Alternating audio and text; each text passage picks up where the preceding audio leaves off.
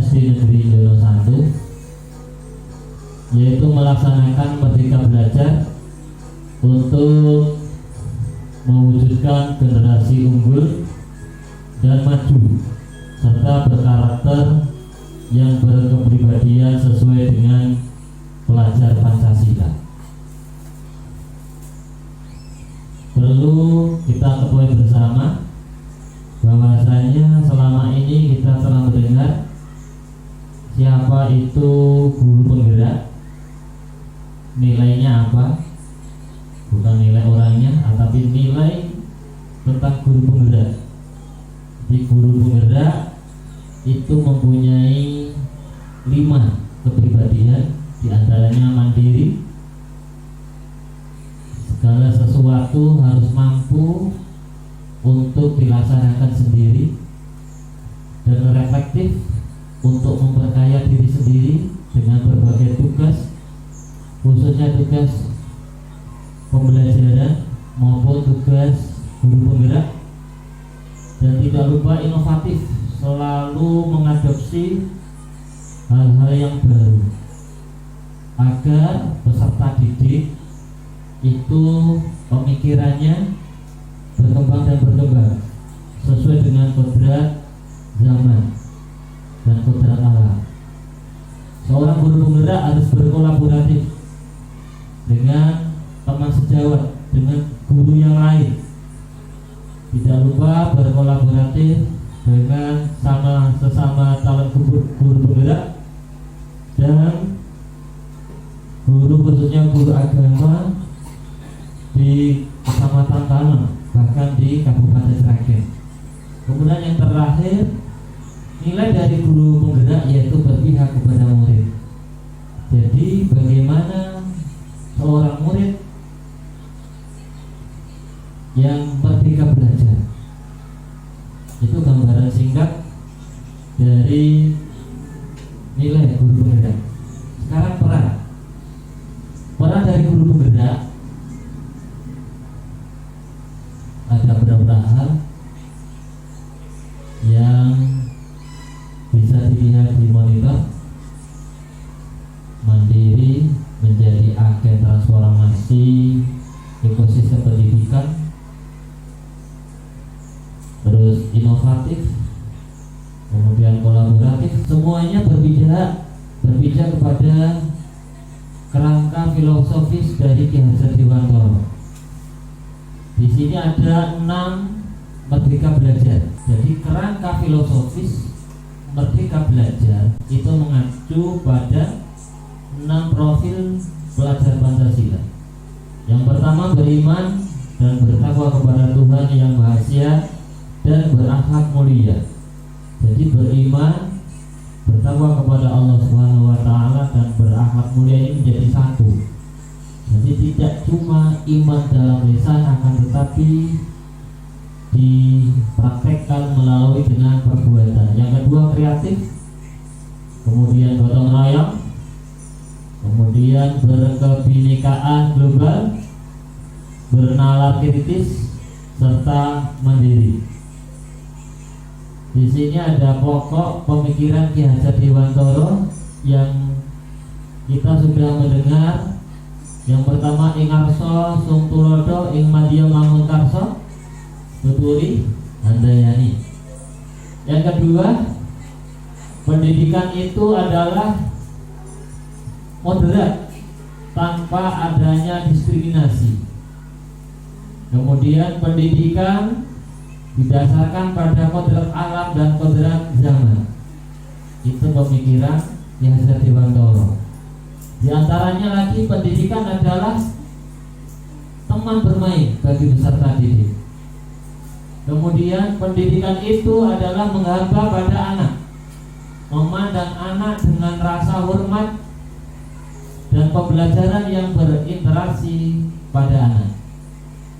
Dan di sini tidak ada sekarang pemaksaan, bahkan bullying sudah tidak zamannya lagi.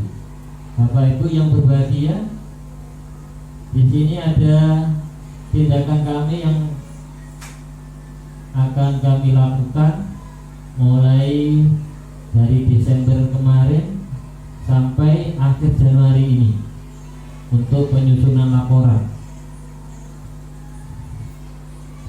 Bapak Ibu yang berbahagia, kita memasuki aksi nyata. Nanti ada kesepakatan bersama. Sekolah merupakan rumah kedua bagi murid, guru dan warga sekolah lainnya yang berinteraksi satu sama lainnya dengan peranan yang berbeda-beda. Jadi mulai dari kepala sekolah, guru, penjaga sekolah, siswa, komite. Oleh karena itu, sekolah harus mampu memberikan kenyamanan, keamanan, serta menjamin program pendidikan Merdeka Belajar. Di dalamnya ada nilai-nilai, kebiasaan-kebiasaan yang menjadi pedoman bagi seluruh warga sekolah untuk berperilaku. Nilai-nilai yang dimiliki akan membentuk dan mengembangkan karakter peserta didik agar lebih memahami urgensi budaya positif di sekolah kita SD Negeri Bina 1. Kita harus memahami bahwa peran sekolah sebagai institusi pembentukan karakter. Hal ini sangat erat hubungannya dengan tujuan pendidikan nasional di dalam Undang-Undang Nomor 20 Tahun 2003 tentang mengembangkan kemampuan dan membentuk watak serta peradaban bangsa yang bermartabat dalam rangka mencerdaskan kehidupan bangsa, bertujuan untuk berkembangnya potensi peserta didik agar menjadi manusia yang beriman dan bertakwa kepada Allah Subhanahu wa taala. Berhak mulia, sehat, berilmu, cakap, kreatif, mandiri, dan menjadi warga negara yang demokratis serta bertanggung jawab. Hal ini sesuai dengan pemikiran Ki Hajar Dewantara bahwasanya kita sebagai pendidik dan anak diibaratkan sebagai benih. Kita sebagai pendidik diumpamakan sebagai petani yang mengelola, yang memperhatikan benih tersebut mulai dari awal tanam, kemudian memupuknya dengan perhatian yang serius. Walaupun benih itu kurang berkualitas, dengan tangan dingin seorang petani, maka akhirnya ia akan tumbuh secara maksimal dan kualitasnya luar biasa dibanding dengan benih yang luar biasa yang kualitasnya grade-nya A, akan tetapi kurang adanya perhatian dan tangan dingin seorang petani, maka benih akan tumbuh tidak optimal dan maksimal. Begitu juga peserta didik, khususnya di Negeri Jono 1 ini, walaupun kita sudah tahu sendiri bahwasanya kualitas peserta didik kita mungkin biasa-biasa saja, akan tetapi ketika kita perhatikan dan kita bisa berinovatif, bisa berkolaboratif dengan teman yang lain, dengan update diri, niscaya peserta didik kita tidak kalah dengan sekolah-sekolah yang lain. Insya Allah jauh lebih dengan kita memperhatikan dan kita menjadi seorang among atau pengasuh. Jadi ibarat peserta didik kita umpamakan sebagai anak kandung kita sendiri. Di sini bermain menurut anak merupakan hak mereka. Jadi mereka itu bagaimana kita seorang pendidik bermain mereka ada unsur pendidikan. Bagaimana kita sebagai pendidik yang berhamba pada anak. Jadi kita harus ada bahasa seikhlas-ikhlasnya. Berdasarkan pemikiran di atas, maka budaya positif di SD kita ini, bagaimana sekolah ini rahmah anak dan selalu eksis dan tambah lebih baik di masa yang akan datang. Perlu kita ketahui, khususnya Bapak Ibu yang berbahagia, aksi nyata ini saya lakukan mulai dari kelas 1 sampai kelas 6 karena guru mapel pendidikan agama Islam. Akan tetapi untuk tahap awal ini saya fokus di kelas 4, 5, dan 6. Diharapkan nanti tahun berikutnya bisa ke kelas bawah atau lebih memaksimalkan di kelas bawah. Bapak Ibu yang berbahagia, hasil aksi nyata diharapkan murid disiplin mengikuti pembelajaran, nyaman, merasa aman. Murid menunjukkan sikap religius. Bisa kita lihat ada beberapa hal yang nanti kita sepakati bersama tentang kesepakatan kelas. Jadi yang membuat kesepakatan kelas adalah anak kita, anak dari kelas masing-masing, wali kelas. Wali kelas hanya mengarahkan saja. Ada beberapa hal yang harus disepakati oleh peserta didik. Pembelajaran yang dapat dilaksanakan, bagaimana hal ini bisa, aksi nyata ini bisa berhasil. Jadi aksi nyata ini sekurang-kurangnya ada 80% murid telah menunjukkan budaya positif. Selama 3 bulan harus sekurang-kurangnya 80% budaya positif sudah dilaksanakan di SD Jono 1 ini. Tantangan yang ada 3 hal yang menjadi tantangan kita bersama. Yang pertama, kesadaran murid untuk menaati kesepakatan kelas itu kurang adanya kesadaran diri. Hal ini bisa kita garis bawahi bahwasanya misalkan disiplin waktu. Misalkan guru agama berangkatnya telat memang. Hal ini akan berpengaruh ke siswa. Bagaimana pemikiran siswa? Ada guru yang berangkatnya jam 8. Jadi mereka, kesadaran diri mereka akan berkurang kalau tidak disunjang oleh kesepakatan bersama dan kesepakatan khususnya keluarga SD Jono 1. Yang kedua, dalam menerapkan kesepakatan kelas tentang kebersihan, misalkan ada beberapa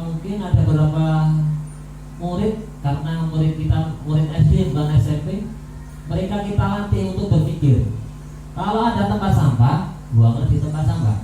Harus kita ajari sedikit demi sedikit. Jadi tidak langsung ada aturan, saling mengingatkan. Bisa kita mengingatkan lewat teman sebayanya. Yang ketiga, terkadang orang tua, wali, murid belum mempunyai kesadaran diri tentang kedisiplinan. Jadi hal ini merupakan menjadi kesepakatan khususnya di Negeri Jono 1, bagaimana semua siswa dengan waktu jam 7 bahkan misalkan kurang dari jam 7, misalkan jam 7 kurang 10, semuanya sudah masuk kelas. Otomatis Bapak Ibu guru nanti bisa sebelumnya untuk datang, bahkan ada absen juga. Misalkan nanti bisa untuk kita setelkan, kita putarkan tentang MP3 tentang Juz Aman, bukan dangdut ya. Jadi bisa mereka untuk mendengarkan. Bapak Ibu yang berbahagia, selama 3 bulan nanti ada evaluasi dan refleksi bagaimana tentang program ini. Kesepakatan kelas, contoh kesepakatan kelas Bapak Ibu.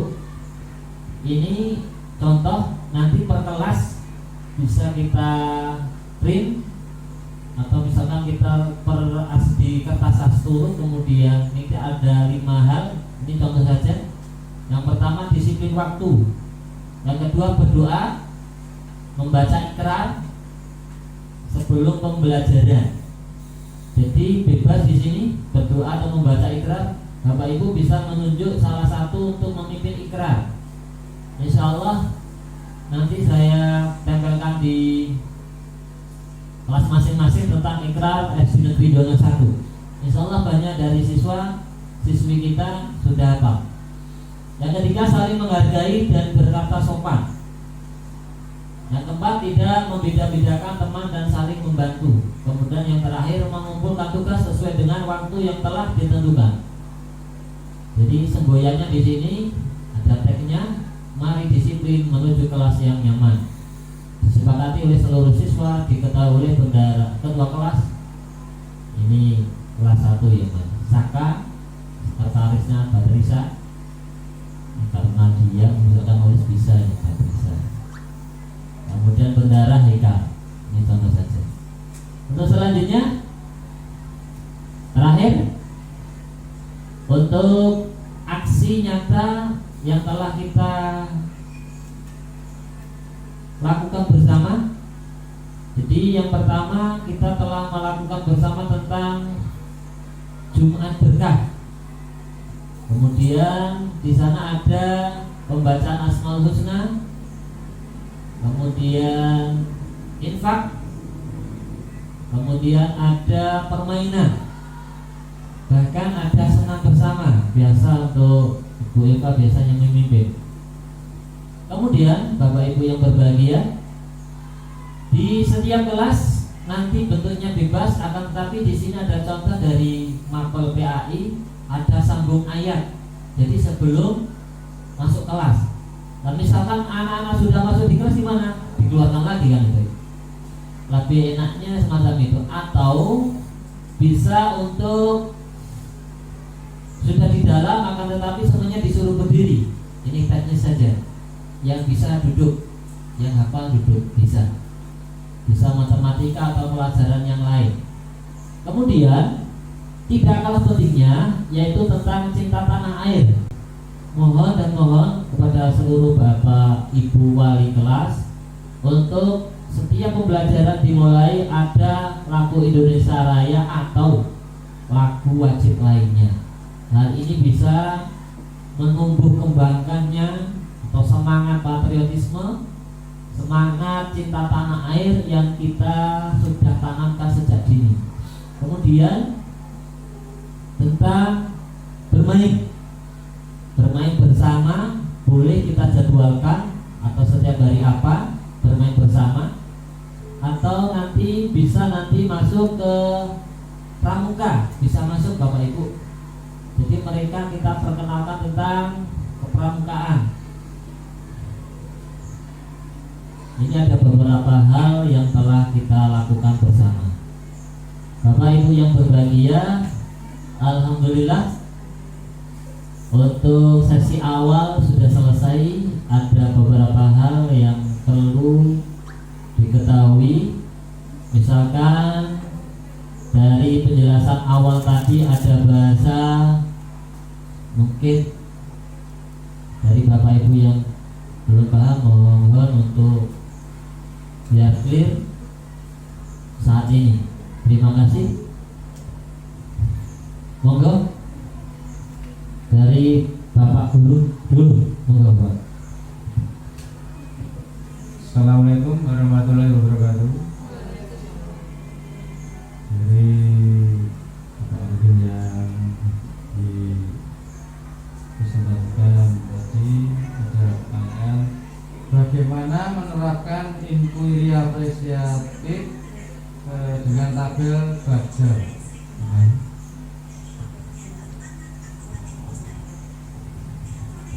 Bapak Ibu yang berbahagia, ada beberapa hal yang perlu kita pahami bersama tentang menerapkan inquiry apresiatif dengan menggunakan tabel baca. Bapak Ibu yang berbahagia, untuk menjawab pertanyaan dari Bapak Ana tentang penerapan inquiry apresiatif dengan tabel baca, perlu Bapak Ibu ketahui baca itu singkatan dari B, buat pertanyaan, A, ambil pelajaran, G, dari mimpi, kemudian C-nya jabarkan dengan rencana, kemudian A-nya atur eksekusi.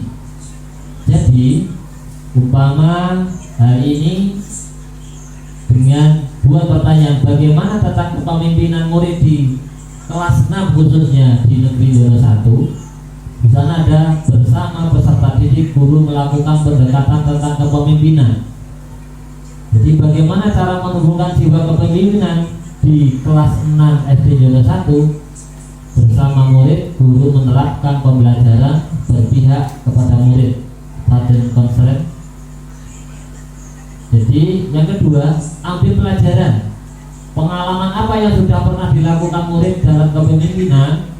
Di antaranya kita sudah tahu dengan setiap Jumat anak-anak bisa untuk membimbing temannya dengan memimpin berdoa, membaca Asmaul Husna. Kemudian gali mimpi. Kepemimpinan apa yang didapatkan murid? Jadi murid itu memberikan, jadi seorang guru memberikan kesempatan kepada setiap murid untuk menjadi pemimpin.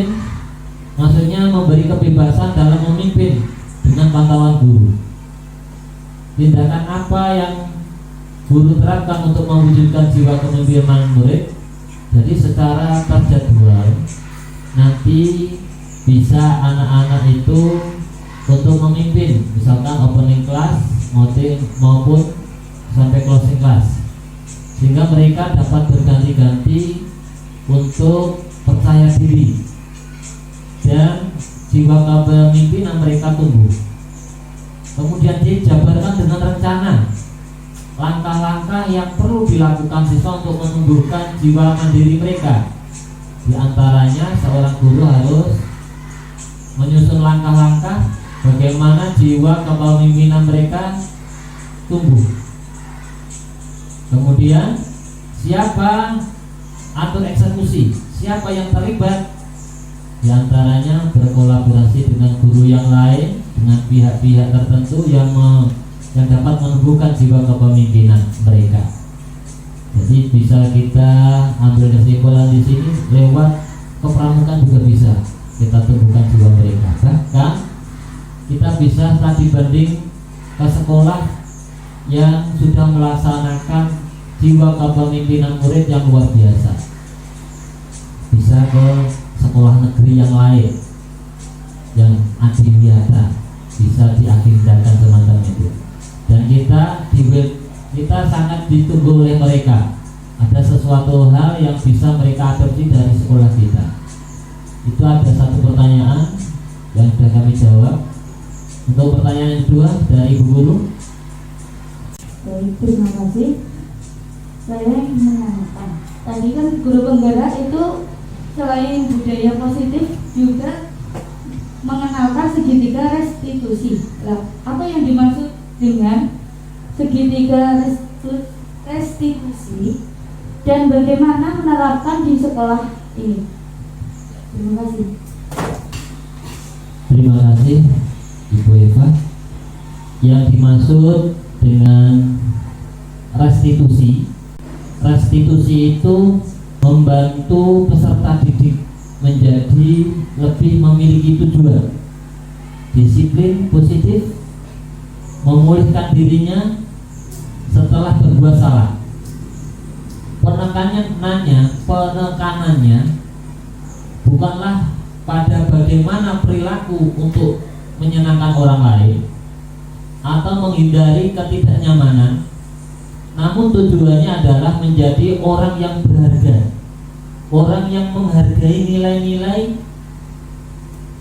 tentang kebaikan yang mereka percayai. Ada 3 tahapan dari restitusi itu yang lebih kita kenal dengan segitiga restitusi. Yang pertama, menstabilkan identitas. Kemudian yang kedua, validasi tindakan yang salah. Kemudian 3, menanyakan keyakinan. Contoh saja ini kisah nyata. Jadi ada dari peserta didik kita, karena tidak bisa di layar, saya bacakan. Jadi ini disiplin waktu karena sering telat. Jadi di sini Pak Arif bertanya pada Mbak Zelika di sini. Zelika, Bapak sudah mendengar laporan dari Ibu Guru apakah benar kamu sering terlambat masuk sekolah? Zalika menjawab langsung, benar Pak, tetapi tidak setiap hari Pak, dan karena sulit bangun pagi. Jadi oh begitu, Bapak hanya ingin tahu saja, tidak memarahimu. Semua temanmu tiap sore ada yang sekolah dinya seperti kamu, dan malam belajar dan mengerjakan PR dan membantu orang tua. Ketika mau berangkat, kalau boleh tahu tidur kamu itu jam berapa? Kalau boleh tahu Bapak tahu apa boleh, mengapa kamu sering berangkat terlambat? Jadi Zalika ini menjawab, saya sering terlambat karena tidak dibangunkan bapak ibu saya Pak. Kedua orang tuaku tiap pagi sudah bekerja di pabrik bapak saya dan tidak membangunkan saya. Di sini ada pembelaan diri bapak ibu. Saya bangun sendiri, sarapan sendiri yang sudah disiapkan di meja makan, terus ke sekolah. Jadi walaupun orang tuamu sangat sibuk, Bapak Arif menjawab, walaupun orang tuamu sangat sibuk bekerja, kamu sebagai anak yang rajin sebenarnya, akan tetapi kamu pasti bisa untuk melakukan karena kamu itu aslinya rajin. Jadi Bapak Arif di sini membuat keyakinan kepada Zalika. Saya ingat Pak, apa yang telah kita sepakati bersama tentang kesepakatan kelas, ya tentang kita harus disiplin dan mandiri. Jadi di sini seorang Bapak Arif menumbuhkan keyakinan seorang peserta didik Mbak Zalika. Disiplin mandiri, orang yang bagaimana? Orang yang disiplin yang mandiri itu. Jadi Zalika menjawab, orang yang disiplin taat pada peraturan kelas dan peraturan sekolah Pak. Dan mandiri berarti mau melakukan tugas yang telah ditugaskan tanpa disuruh. Di sini Bapak Arif sudah ingat berarti sekarang apa yang kamu lakukan.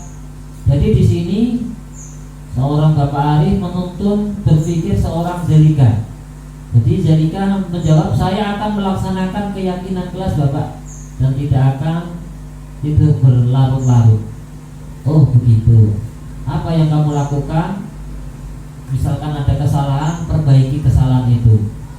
Jadi di sini yang terakhir Zalika minta maaf kepada Bapak Ibu semuanya, terutama wali kelasnya, tidak akan mengulanginya lagi karena siap melakukan keyakinan kelas, yaitu disiplin dan mandiri. Bapak Ibu yang berbahagia, di sini contoh dari segitiga restitusi. Jadi kita tidak boleh menyalahkan anak tanpa kita tahu persis permasalahan yang ada. Jadi hal ini bisa kita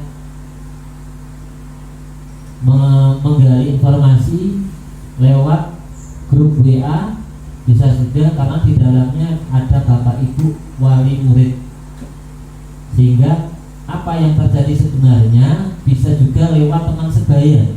Kalau terkadang info dari orang tuanya tidak valid karena masa setiap pagi terlambat terus. Bapak Ibu yang berbahagia, itu tadi ada segitiga restitusi. Alhamdulillahirabbil alamin. Mari acara kita pada kesempatan hari ini semoga membawa keberkahan, kemajuan khususnya bagi SD Negeri Yono 1. Bapak Ibu yang berbahagia, sebelum acara kita tutup, ada salah kata dari saya, kurang lebihnya mohon maaf.